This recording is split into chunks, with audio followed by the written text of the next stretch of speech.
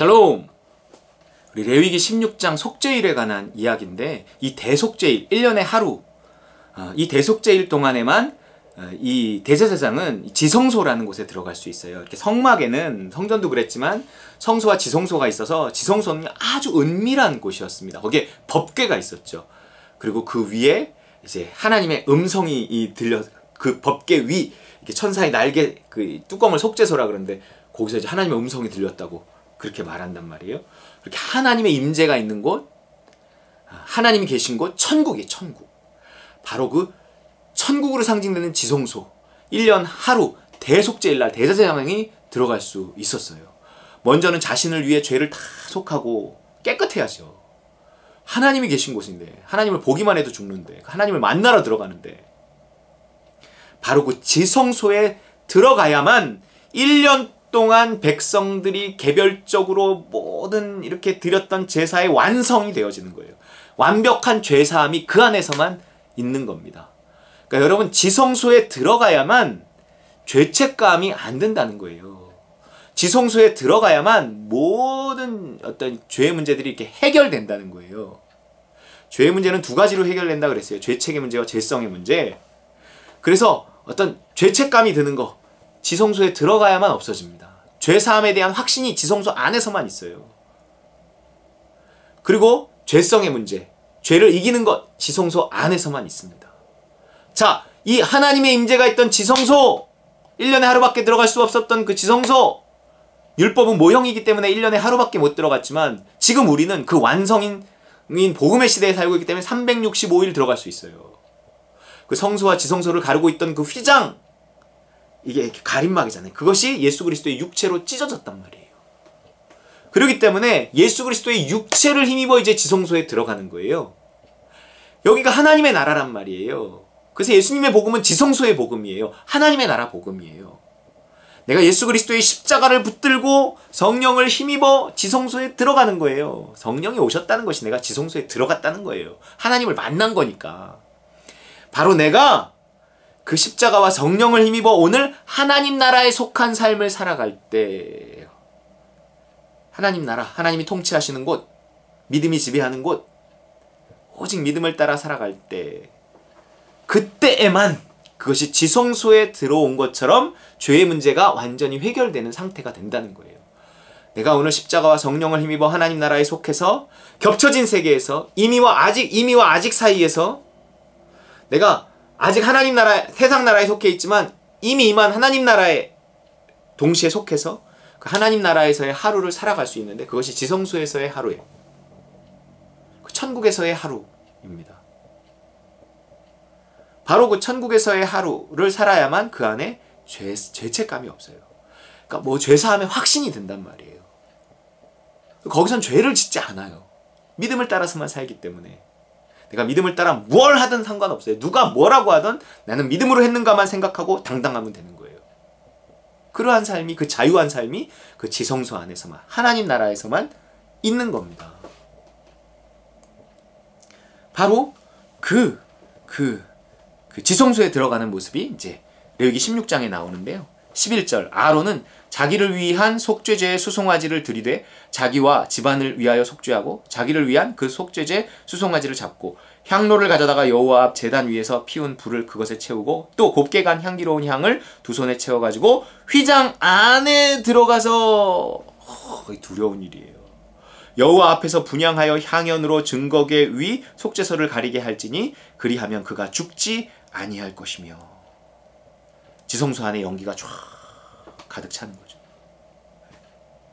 그는 또 수송아지의 피를 가져다가 손가락으로 속죄소 동쪽에 뿌리고 또 손가락으로 그 피를 속죄소 앞에 7번 뿌릴 것이며, 또 백성을 위한 속죄제 염소를 잡아 그 피를 가지고 휘장 안에 들어가서 그 수송아지 피로 행함같이 그 피로 행하여 속죄소 위와 속죄소 앞에 뿌릴지니. 자, 피가 있는 곳이에요. 피가. 천국은 피가 있는 거예요. 예수 그리스도의 십자가의 피공로, 그 핏사발을 들고서만 들어갈 수 있는 곳이에요. 곧 이스라엘 자손의 부정과 그들이 범한 모든 죄로 말미암아 지성소를 위하여 속죄하고 또 그들의 부정한 중에 있는 회막을 위하여 그같이 할 것이요 그가 지성소에 속죄하러 들어가서 자기와 그의 집안과 이스라엘 온 회중을 위하여 속죄하고 나오기까지는 누구든지 회막에 있지 못할 것이며 그는 여호와 앞 제단으로 나와서 그것을 위하여 속죄할지니 곧 그 수송아지의 피와 염소의 피를 가져다가 제단 귀퉁이 뿔들에 바르고 또 손가락으로 그 피를 그 위에 7번 뿌려 이스라엘 자손의 부정에서 제단을 성결하게 할 것이요 그 지성소와 회막과 제단을 위하여 속죄하기를 마친 후에 살아있는 염소를 들이되 아론은 그의 두 손으로 살아있는 염소의 머리에 안수하여 이스라엘 자손의 모든 불의와 그 범한 모든 죄를 아뢰고 그 죄를 염소의 머리에 두어 미리 정한 사람에게 맡겨 광야로 보낼지니 염소가 그들의 모든 불의를 지고 접근하기 어려운 땅에 이르거든 그는 그 염소를 광야에 놓을지니라. 아멘. 여러분, 지성소 안에 사는 사람, 지속적으로 하나님 나라 안에 거하는 사람, 그 사람만이 이 아사셀의 염소가 광야에 놓여져 멀리 떠나가는 것처럼 그 죄성의 문제가 점점 해결될 수 있다는 거예요. 여러분, 그렇지 않고 하나님 나라에 속하는 것이 뭔지도 모르고 십자가와 성령의 복음이 뭔지도 모르고 예수를 믿는다고 하고 교회는 어려서부터 다녔지만 그냥 자기 의지로 자기 자아로 살아가는 삶, 그 삶에 구원은 없는 거예요. 적어도 이 땅에서의 구원은 없어요. 이미와 아직 사이에 하나님 나라에 속한 삶은 없단 말이에요. 이미만 하나님 나라에 들어가지 못한단 말이에요.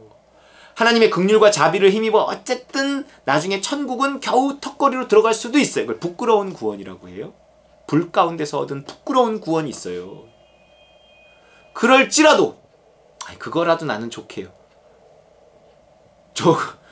가보면 족하지 않다는 걸 우리는 알게 될 거란 말이에요.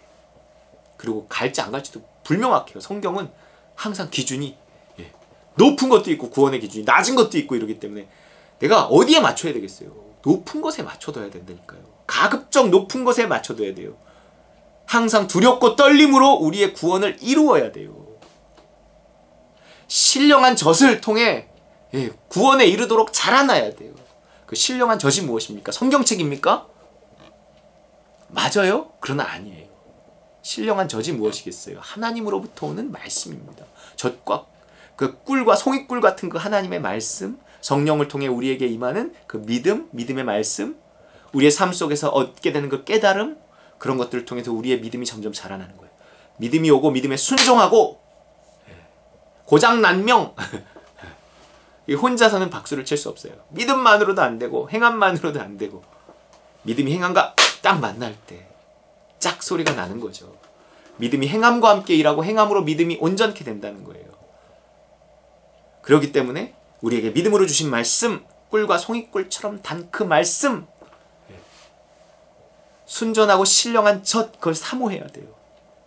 그로 말미암아 우리가 자라나게 되는 거예요. 이 말씀을 통해서도 우리에게 말씀하시고 일상을 통해서도 말씀하시고 우리에게 끊임없이 말씀하셔서 믿음을 주시는 그 말씀을 붙들고 어떻게든 내가 성령을 힘입어 순종해 내려고 할 때 성령의 도우심이 있어요. 불가능하지만 하나님 내가 어떻게 그걸 해요? 그런 하나님 마음을 주시니 하겠습니다. 발버둥쳐 순종하면요 하나님 그걸 받으시고요 그만큼 성큼성큼 자라나는 것입니다. 그러면서 점점 더 우리가 구원에 이르도록 자라나는 거예요. 구원을 완성해 가는 것입니다. 구원은 이미와 아직 사이에 있다는 거예요. 그렇게 구원이 완성되면 우리의 믿음이 높아지면 우리는 죄로부터 멀어지는 거예요. 죄는 세상 속에서 짓는 거거든요. 내가 하나님 나라에 속해 있지 않고 세상 나라에 속한 하루를 살면서 죄와 아무리 싸우려고 해봐야 그런 사람 있어요. 은혜 없이 죄와 싸우는 사람 있어요. 죄 안 지려고 막 내쓰고 노력하는 사람.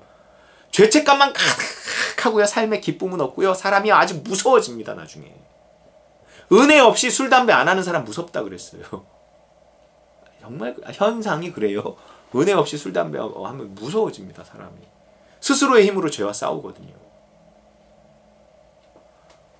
우리는 은혜를 힘입어 죄와 싸워야 돼요.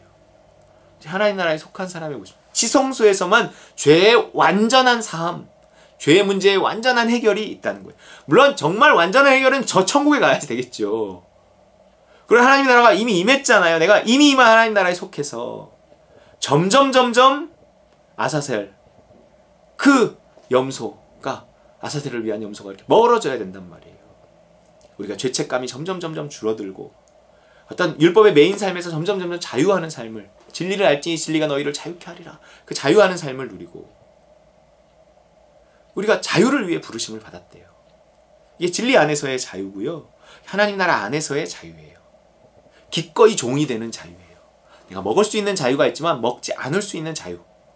진정한 성숙한 자의 자유란 말이에요. 그러면 이러한 자유를 누리면서 살아가는 곳이 천국이고 하나님 나라고 죄의 문제를 완전히 해결한 곳이고 그리스도 예수 안에 있는 거다 이런단 말이에요. 로마서 8장 1절. 그러므로 이제 그리스도 예수 안에 있는 자에게는 결코 정죄함이 없나니. 그리스도 예수 안에, 늘 믿음 안에, 하나님 나라 안에 믿음으로 통치되는 하나님 나라예요.